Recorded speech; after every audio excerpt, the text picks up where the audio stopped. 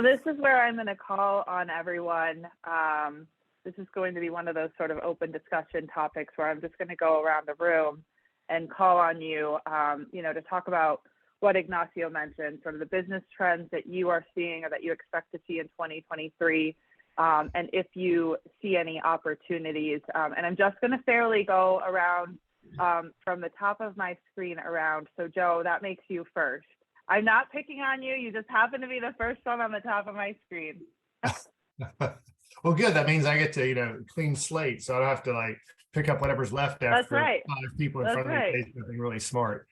I think from our perspective, it just seems like, I do corporate M&A work, but it seems like the deal flows kind of slowing down a little bit, probably since sort of maybe beginning of fourth quarter, sort of middle of the fall for us.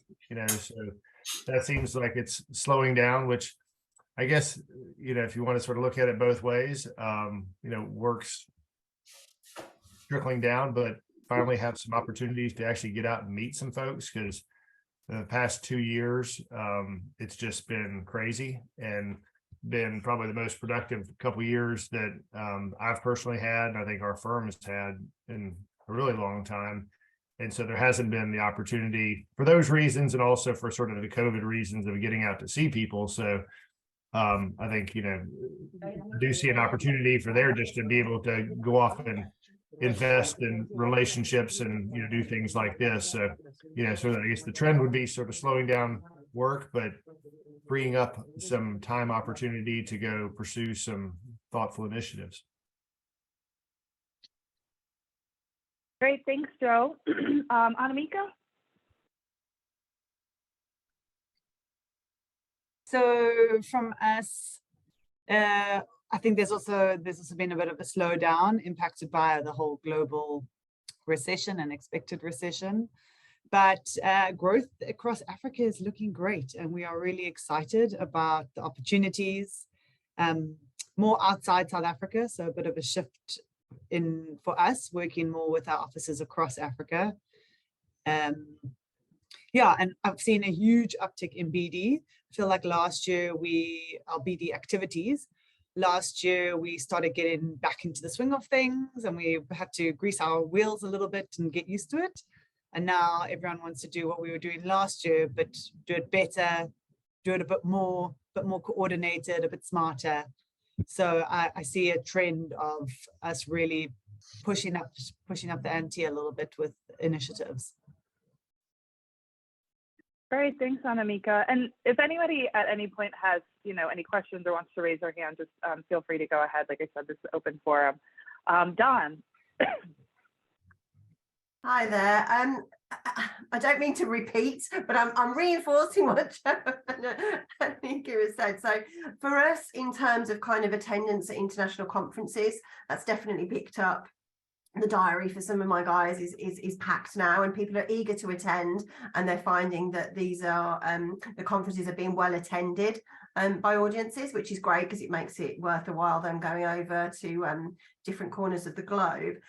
Just keeping on that kind of events theme as well, we're definitely finding before COVID it was very much we could do the kind of knowledge-based learning face-to-face events and then add on a bit of networking at the beginning and the end. But now we've seen a bit of a split between people want the kind of the knowledge-based education via virtual means in terms of webinars and podcasts and content, while the more kind of networking, we're now having to probably revert back to maybe sort of the noughties, where we're having to think of networking as more as just pure networking in terms of creative ideas, somewhere different, something new, something opening, something creative to get people to come along to networking events where they might not be learning anything, but they're just meeting and greeting, but they want something added extra to make people come after work, or to make people work from the office and then come after, or for breakfast briefings.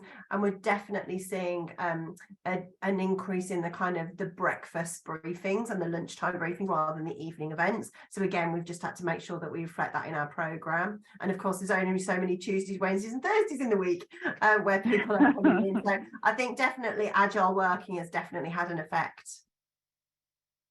Beth, I think we need to get Dawn on our event planning, our idea team for next, because it's something we often talk about, whether it's virtual or, you know, our in-person conferences, like how we can constantly change up the networking pieces of those. And I'd like to add to Don's point, if you guys are attending any conferences, any industry conferences where you expect there might be others there, please send me an email. I've been working on the calendar for 2023 so that we can do more of these WLG informal, impromptu meetups at these conferences. So please just shoot me a note if you or your colleagues plan to attend any events. Jeff. Yeah, I'll just follow on Joe's comments on the slowdown in M&A and two knock-on effects, I think, that we're starting to see. Definitely, one is not so great, which is that the biggest firms tend to come down market and look for smaller deals to fill their plates. So there's maybe a little bit more competition for some deals. From time to time, I think that happens for law firms and also for investment banks, because the bigger firms, when there are not as many super large deals, they look for smaller deals. So that's one aspect. I mean, a positive effect though is that we're seeing a lot more resumes, and you know, there've definitely been some layoffs among the biggest firms for sure, and not clear how many and how widespread that is, but I think it's pretty. I mean, I think one thing we noticed is the firms put a much harder cap on their partnership ranks. So it was much tougher to come through into the partnership this year. So we definitely saw resumes coming out of that process.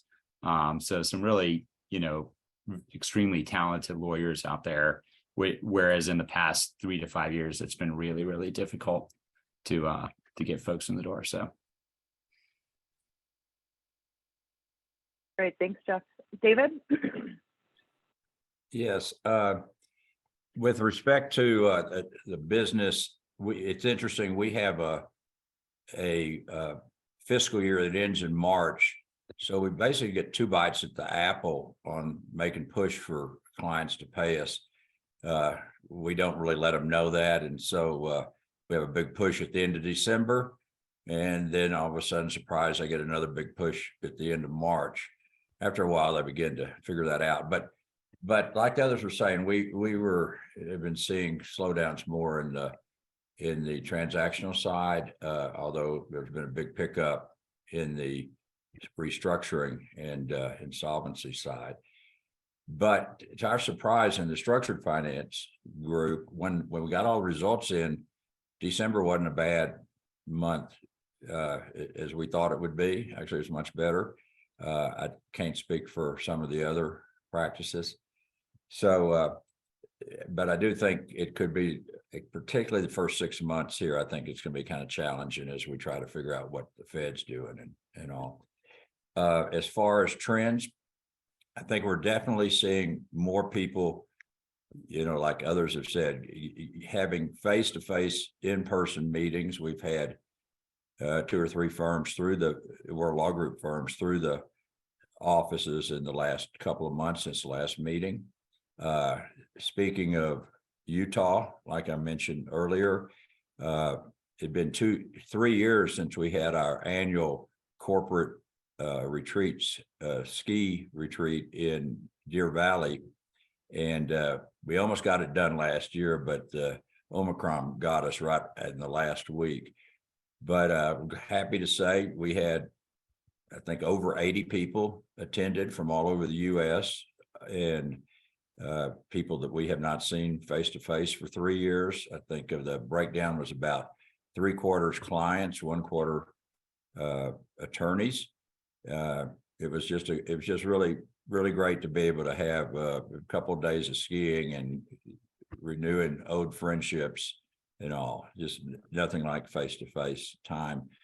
We have another big conference, the Structured Finance Association's securitization conferences in Las Vegas each year. It's at the end of February this year. Unfortunately, I'll be in Dubai, so I'm going to miss it, but we'll probably have 5,000 people there this year, mainly U.S. If anyone's firms are coming over to it from outside the U.S., let us know, and we'll certainly, get in touch with you on that.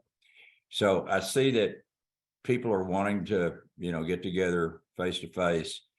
And I think we're going to continue to see that trend this year.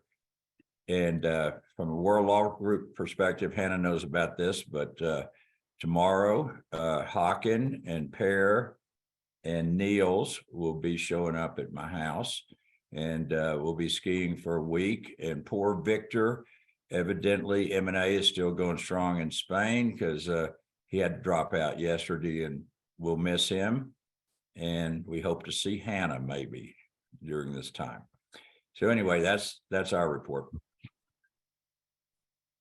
Great, thanks, David. Ignacio. Okay. In Argentina this year, we will have a change of administration. So in the last couple of months, we've seen like a rise in the M&A market, particularly with respect to energy assets, both oil and gas and electric power generation. And I think that we're gonna keep this trend through 2023. I mean, some investors are trying to buy assets at a low price in order to get an upside once there is a change of administration and a change of policy, hopefully. That's one of the trends that we're seeing. The other trend is that dispute is also on the rise, particularly in construction of energy projects, and that will keep us busy throughout this year. Excellent. Thank you, Ignacio. And Kent, welcome back. I think it's been a moment since you've been able to attend one of our BDC meetings. I know that they're not at the most ideal time for you, but Kent has been active in our practice group. So welcome back, Kent. But Kent, what are you seeing? Okay, thank you. I'm with John Wen. Actually, our office is in the south, very close to Hong Kong. So on the level of the firm, actually in China, we have done quite well in 2020, 2021, but 2022 is kind of a bad year for us. We have like 10%. Around 10% decline in across China and also in our Guangzhou office.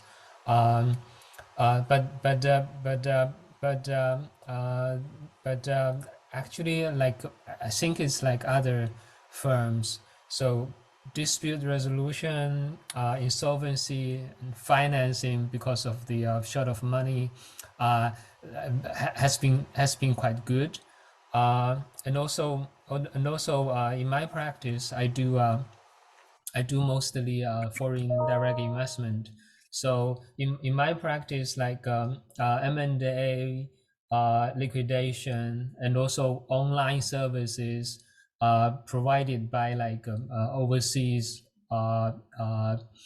service provider to the Chinese customers. Those businesses are actually quite increasing. Okay, but we don't know, what will happen in 2023. People are talking about slowdown, and also we just unlike other countries, China just been hit by COVID during last month, and the situation in China is still not good. So everybody is worrying about about the 2023. But the way I see it is that I think there will be more and more, still more like M&A, and also in my practice liquidation, because some of the companies, foreign companies, are moving away from China. Probably because of the logistic issues, and sometimes, and also probably because of the control over the services provided to China. I don't know. But the good things that China has finally decided to open up. So so I would look forward to attend the face-to-face meetings, and also visit the member firms if we get a chance to travel to your jurisdiction. And also we since now China is open, so we also welcome any member partners and lawyers to visit our office in Guangzhou, and of course across China. Thank you. Thank you, Ken. And yes, of course, if you're traveling, anybody to another jurisdiction, let us know, because we'd love to help you make a connection with member firms in your travels. Sayako, I think this is your first meeting with the Business Development Committee. So welcome, Sayako, from our firm in Japan. And I'm sorry to interrupt, but I think that Juan Manuel should leave soon, and maybe if he can go now to touch upon Uruguay. I'm sorry. Sorry, Sayako, just No problem. to say hello to everybody. Good to see you. I'm sorry to interrupt, but I want to share some news. So, and I need to leave for a client meeting in 20 minutes.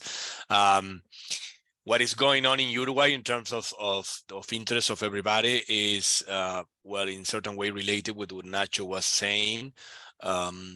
In terms of energy and construction, that is like a tendency or a trend. However, we are, fortunately for us, but unfortunately for our neighborhoods, receiving some investment due to our current situation or political instability.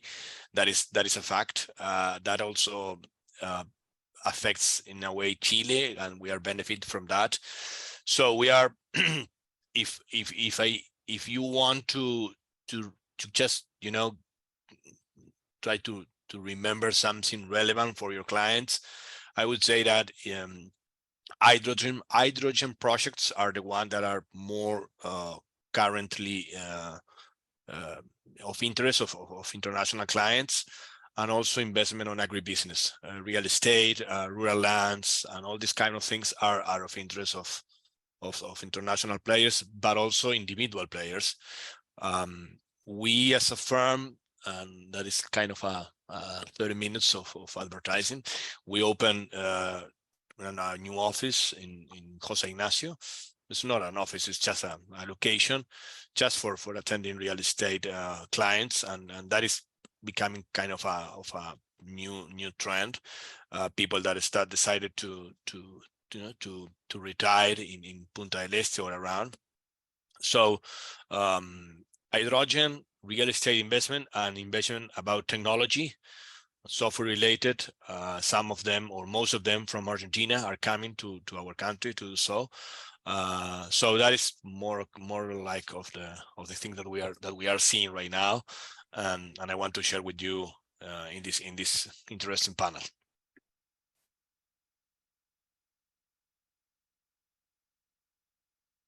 Okay, thank you very much. I'm sorry that I need to leave, but I want to just to say hello and share that information with all of you. Thank you. And I'm sorry, Sayako, having interrupted. Yeah, sorry, Sayako. Sorry, really sorry, okay? No problem. Thank you. Thanks, Juan. Bye-bye. Okay, now Sayako. Thank you. Hello, everyone. I'm Sayako from Japan, and nice to meet you. And some of you we have seen in Atlanta, so nice to see you again. As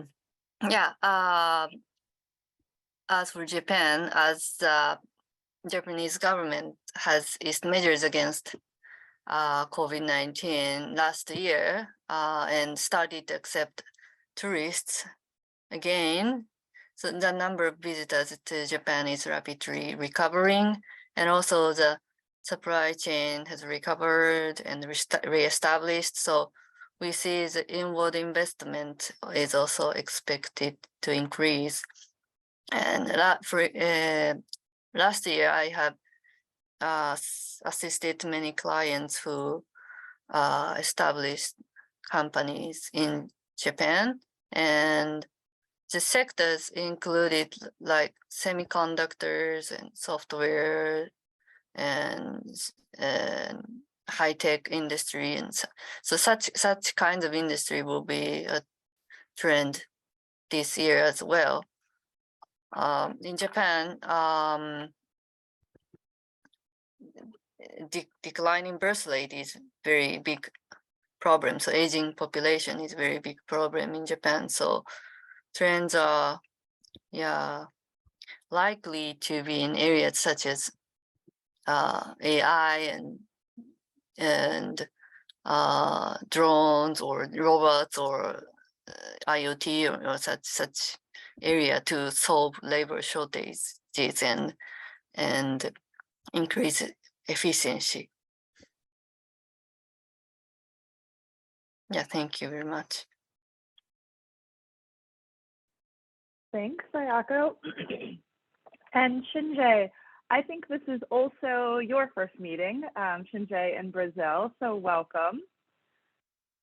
Yeah, hello, hi all. It's nice to see so many familiar faces. It's good to be in touch with you guys, and Happy New Year, because you have a time to say Happy New Year, right? So yeah, when I got the email from you, Hannah, about this meeting, I was very interested to learn kind of discussion about group, because I see that I might be interesting to join and to see the topic is being on, and I'm quite surprised to see that this is quite a senior level discussion. So very happy to be part of it. For those who don't know me, I'm Shin. I'm from Tosini, and me and two other partners are responsible for business development of the firm. I've been in this role for the past 15 years. So it is very, very nice. And I just sent a message to Maria Elisa to say, I didn't know about this group. This is a great group, so good to be here.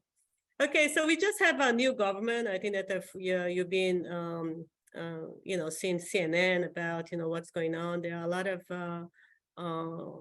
situation, the extreme, the former president and current parties, and there's some riot in Brasilia. Was everybody saw, I guess, what's going on. I received so many emails of comforting. I said, we are okay. It is something happened in Brasilia. It is very disturbing. But I think that the current government is controlling well, and to the point that whatever attempt it was, I think it was around 4,000 to 5,000 people in Brasilia. And we have now 1,600 people was arrested and 400 people is in jail. So it's like a kind of exciting moment in terms of political circumstances here. But amazingly, that in terms of business, I think that the business continue. We have seen a lot of requests, conflict check for the M&A and also an investment. We see that investment is flowing because the dollar actually has devalued for the past couple of days. So meaning that the investors still confident about what's going on. I think that the fact that the democracy prevail, also the institution have been tested and they are doing fine. It is also a sign that there will be flow of investment. We are very positive about that. As for the areas, we see infrastructure for sure. Lula government they are looking out the try to resume those projects that they were stopped and suspended. I think they're going to come back again. Private equities for the new areas of investment. I think this is hot area. And we just had a huge announcement of fraud at one of the major, it's like a major consumer company, which is Lojas Americanas, is similar to Amazon in Brazil. It was announced that they defrauded, it seems like there's a case of defrauding more than 20 billion reais, which is almost $4 billion. And imagine amount of the suppliers coming after to understand, and they just filed for the restructuring of the company. So it has been quite busy in that area from the bank's perspective and also creditors and suppliers to see what's going to happen. And I think this is the topic of the current time. As for the seminars and conferences, I think people are coming back to be on presence, but it's still, I think that many conferences are hybrid, virtual and presence. But we are trying to do the in-person meetings and conferences because obviously I think these connect better people, than having only virtual. So that's what we are scheduling for this year. We've been, trying to put some international conferences that are organized by the firm. So let's see, but we are very excited with the 2023. So thank you for, being here. Good to see all of you. Thanks, Shin, and nice to see you. Just have one follow-up question. How do you see the trend of how the market of compliance and investigation will evolve with the change of administration in Brazil, knowing that you're an expert in compliance and investigation? And again, this Lojas Americanas fraud in the financial, this is a financial fraud. But this really affected whole market because the way they've been accounting, recording the credit they have for the suppliers, it is something that many of the competitors do the same. So I think this is something that we've been seeing growing number of companies requesting review. So more than corruption, I think that we are going to look into this, financial fraud. In times of a recession, I think at some point a red flag as well. Whenever you have a recession, probably is it one of the case of company try to make up their financials and try to see better way to make clear. So is an area of attention, but obviously it's interesting that we've been seeing some news on corruption cases arising again. And then the way that Lula government is structuring, under the theme of emergency, is pretty much, somebody said, that there'll be another Lava Jato, from a couple of years from now. So everything is to see, but currently, I think that the hot topics are the financial fraud. So the compliance teaming has been busy, which is good because 2022, we have seen, some reduction on the cases. The cases were not that many was during the Lava Jato, but 2023 we are just initiating this year with this major potential financial fraud case. So it's more optimistic, let's say, in comparison to last year. Thank you. Thanks, Sanjay. Vicente.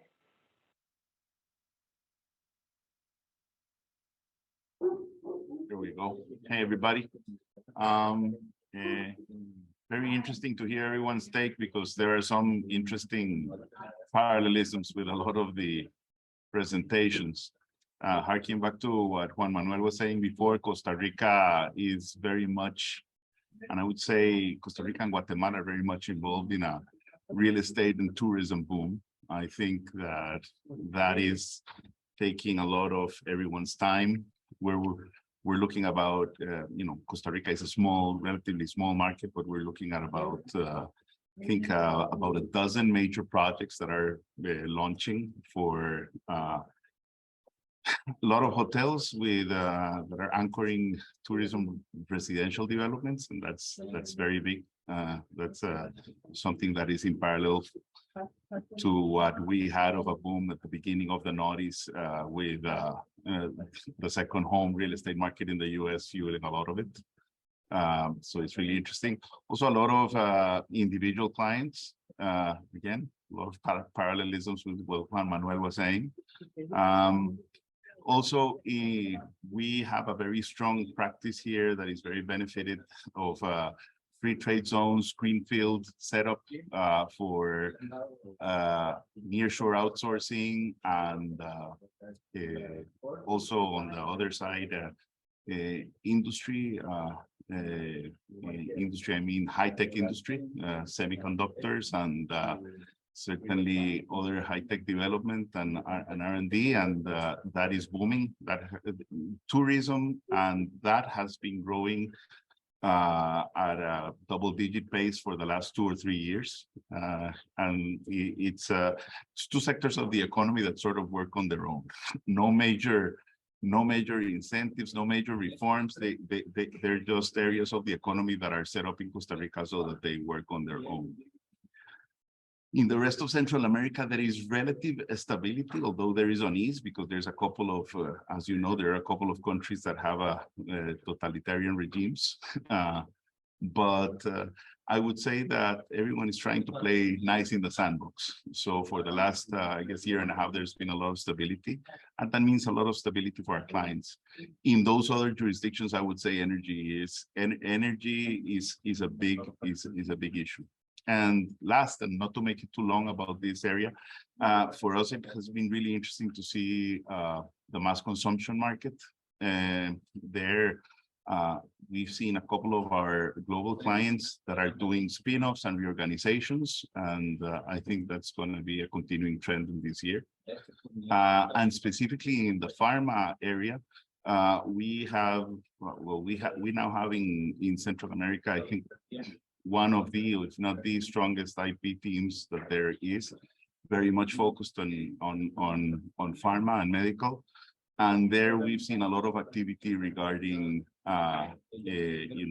obligatory licenses for governments, and with the development to follow the viruses and the vaccines.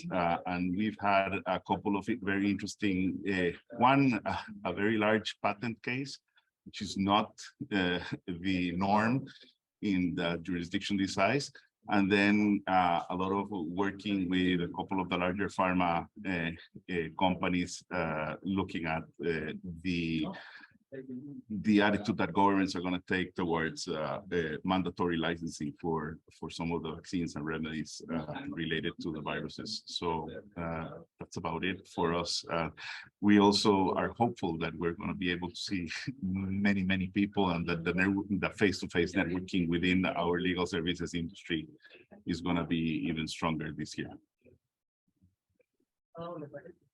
That's it. Thank you, Vicente. And I think we have Pranat on the line, just not on video. Pranat, are you there? Hi, can you hear me?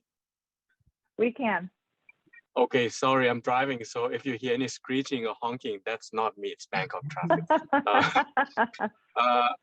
I think we are seeing a trend here, because in Bangkok, it seems that we are very much like other jurisdictions. We're not that busy in January to begin with, usually.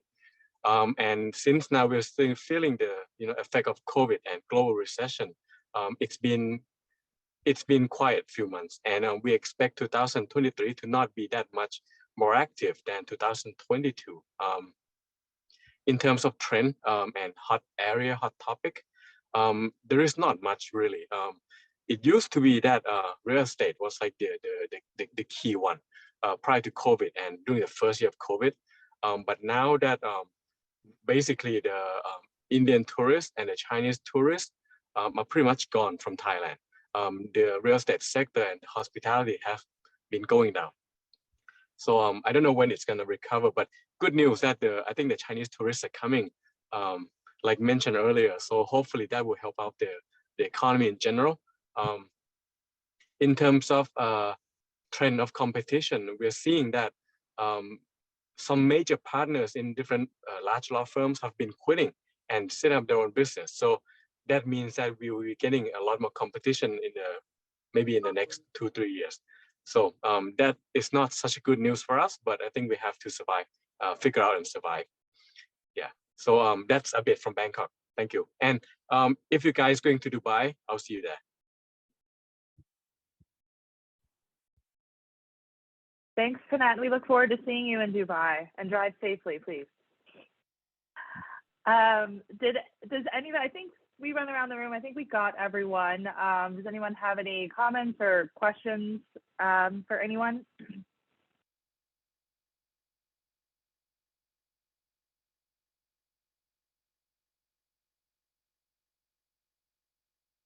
I was actually, Hannah, interested to learn. I don't think we need to do this now, but if you can have a meeting to discuss a little bit about how business development is structured in each of the firm, that would be very interesting. I don't know whether you had done that before, but you know, that would be my interest. You know, I think, Jay, it's been a while since we've had that conversation. And it's something we've had with our marketing and business development forum, which is a separate forum that both Dawn and Anamika are a part of for the business development professionals within our firms. But I do think it's worthwhile having, you know, it's been a few years. I think, you know, you definitely see quite a variety depending on the region that firms are located in, the size of the firm, you know, a number of factors. But I do think it might be worth us maybe doing a joint meeting with that group to talk more about that. Yeah, I just had my group's meeting today, and we received 2 students from this very prestigious law firm, the law school in Brazil, and she came and said, "Oh, so how do you like, you know, your stay here in the firm?" Oh, I love it. Then you know what? I just saw yesterday, somebody asked me to update this table that you do every time about leniency agreement in Brazil. But I found that that is very old way to do it. You know, I'm like, oh, really? Why you're saying this? Because there are many programs now that, you know, I can help you doing this. And this, you're going to spend like 1 minute to do. I don't know why you spend time on putting the information in the table in Excel spreadsheet. I was like, oh, really? Yes, and I'm going to bring my computer tomorrow. I'm going to show you. And so I think that is like, for me, it's clear that you really need to be in touch with this young generation, because the way the young generation read information is totally different from us. And the way they, you know, even the podcast, and she was, you know, showing me some example of podcast that is one of the most popular podcasts in Brazil. I was not aware at all, you know. So those kind of things that I would be love to, you know, listen from other jurisdiction, how it go, what is been more effective, and, you know, the way that we do event, for instance. I think the old model, maybe we should be looking differently now, because the communication, form of communication is totally different now. So those kind of things I really love to, you know, hear from you guys, your different experiences. Yeah.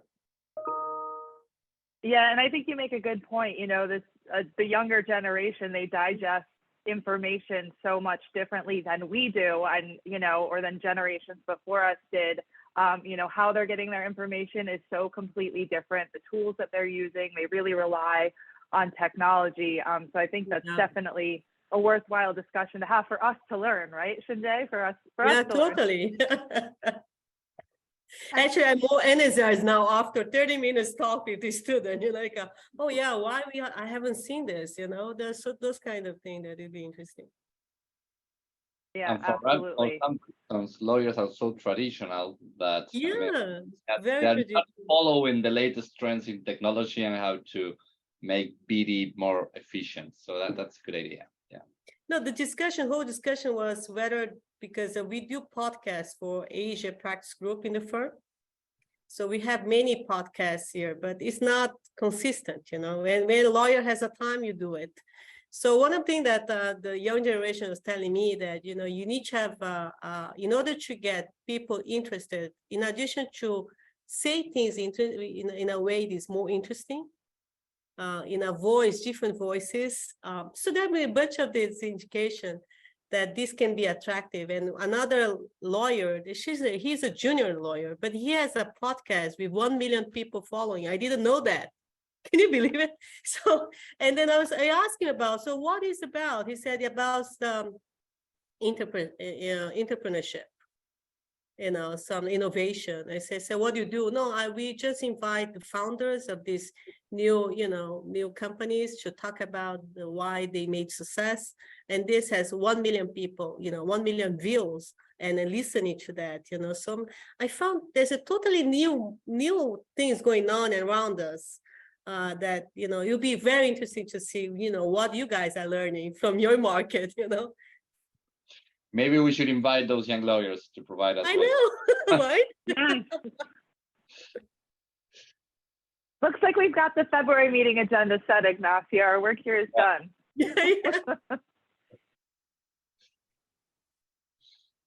I just wanted to ask a quick question. It might be something just to put into people's heads in terms of, the world's opening up, lots of face-to-face events, lots of major big conferences and partner conferences. And we're just having conversations at the moment in how we balance that against our kind of environmental ESG values as a firm. So we provide ESG advice to our clients, and we have to live by what we got, support our clients on. And so we're very keen to illustrate to the external world for our reputation that we're trying to follow principles and look after the environment, as a lot of our clients kind of ask us about these kind of initiatives through tenders and bids. But then, of course, we're balancing that with the need for people to get face-to-face, and often or not, it's in international jurisdiction. So I didn't know if anybody had come across that and how they kind of balance the values against the needs of getting together.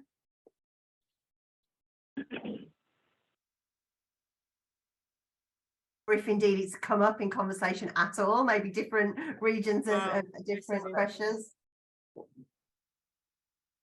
Are you finding that there's a natural inconsistency between in-person events and environmental concerns?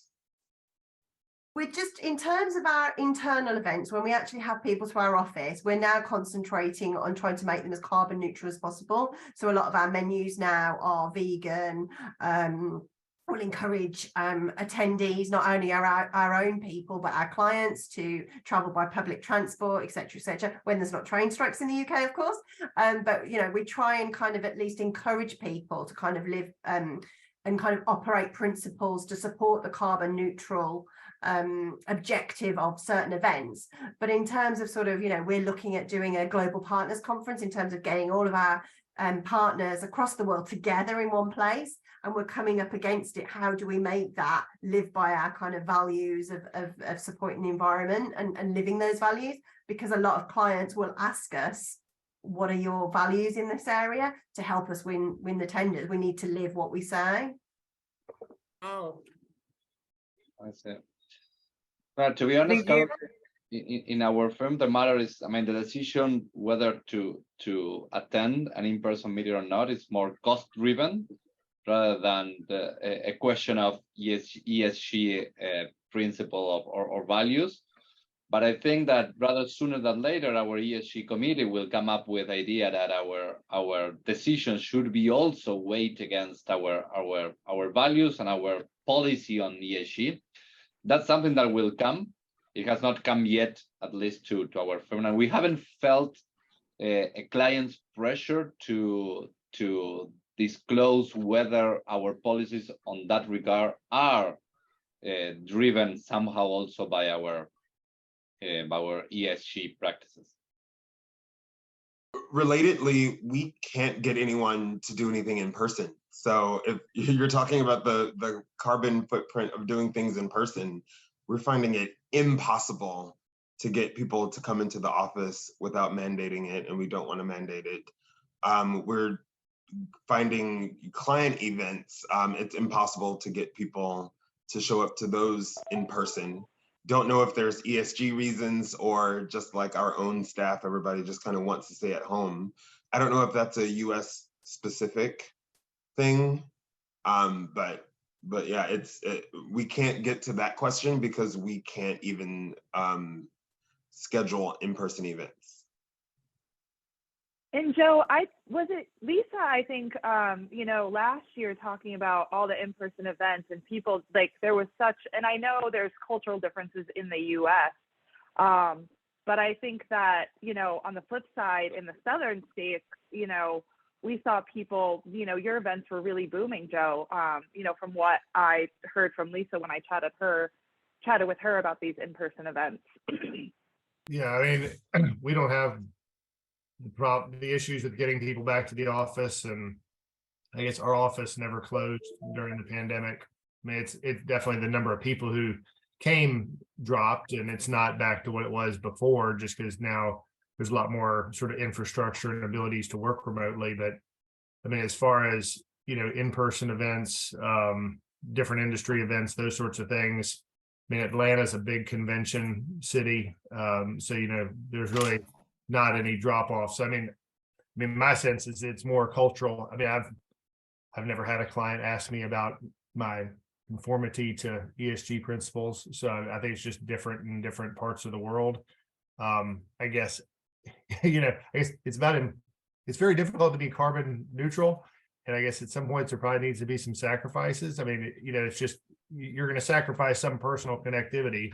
And I think it's probably an aspirational. I mean, if I'm sitting in Dawn's shoes and a client asks me that, I'd say, well, we also have the human resource side of things and the relationship side of things. And we're not going to get together. We're not going to bring all our global partners together every month and, fly all over the world and spend all this money on, travel and fuel and, all the implications that come with that. But we need to do it occasionally just to keep the firm as much as we can. And, you can sort of accomplish some of those goals the other way, I guess is how I would address it. But, we don't really have those same tensions here. I'm guessing David, probably their firm is probably culturally in a culturally similar community as ours is, it just sort of seems to be kind of like a That's Southeast correct. versus Yeah. West Coast kind of. We're pretty similar. Yeah. Yeah, Dawn, I think you're alone there. I think Europe and UK are just far ahead. But what we are doing with regards to ESG is being very conscious of what our clients are asking us to do, like ESG policies, the type of work we're doing, and making sure that we are mirroring it in our firm. So, if clients are asking for policies, we can't be seen to be giving our clients advice on how they should structure the ESG policy if we don't have an ESG policy in place. We don't have an ESG policy in place. We've been working on it, but yeah, we're trying to at least keep up with our market and what our clients are doing, so that we are not seen to be advising on something that we are not acting with integrity on ourselves. 100% agree. I mean, it is sort of a walk the walk sort of situation, and where if you're in that community and you have those client relationships, I fully get it. It's just, I guess it's probably somewhat of a cultural community aspect of, where all of our firms sit, and we all need to behave commensurately with the communities and the clients that we serve, sort of things. But, it's really addressing sort of Hannah's question, sort of just how we've ridden through the last couple of years. And I think it's been very different, which then sort of responded to Dustin's point. It's interesting. I was talking to someone, in Toronto, a client in Toronto a couple of days ago, and he said they have government mandates, I guess, requiring people to go back to work. It's so I guess now the government's telling people you have to go back to work, which is, it's also sort of an interesting, swing of the pendulum there. So as opposed to just saying you can or whatnot. So different places.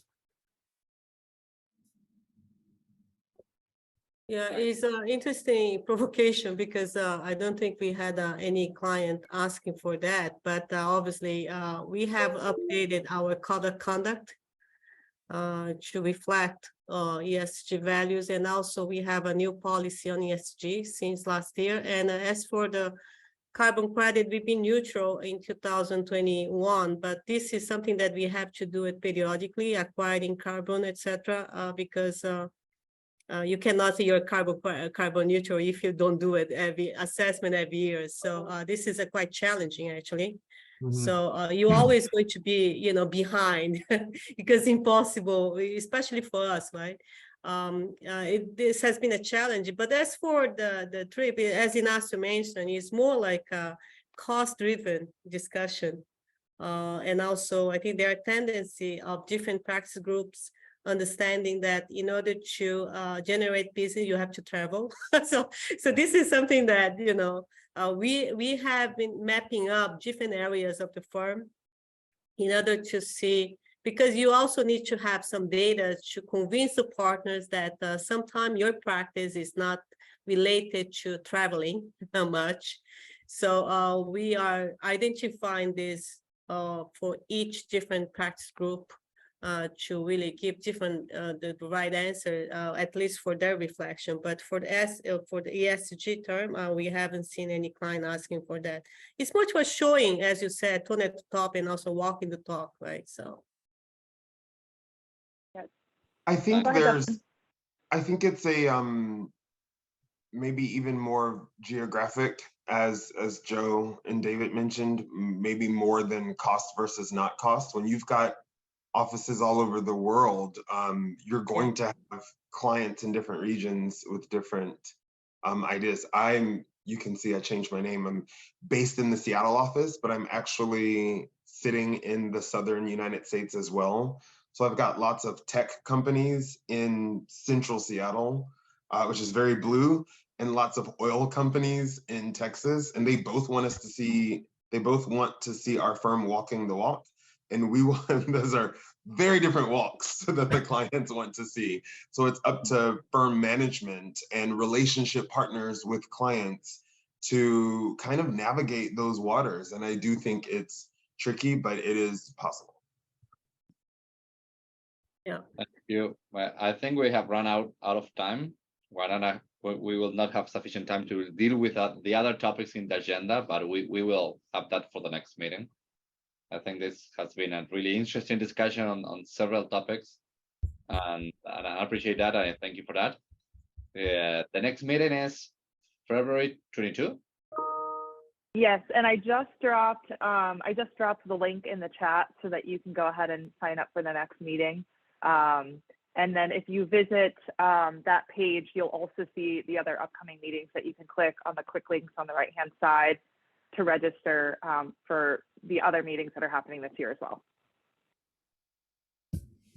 Thank you. But yeah, thank you, everyone. I personally love when we run out of time on agendas because everyone is participating in the conversation. So we can definitely table those other topics for discussion. And of course, I know we had a number of new folks, which was really great to see today. If there are topics that you guys are interested in discussing or things that you're having challenges within your firm that you would like to, share in discussion in one of these meetings, please let Ignacio and me know, and we're happy to work those into the agenda in the future. Okay, great. Thank you. Okay.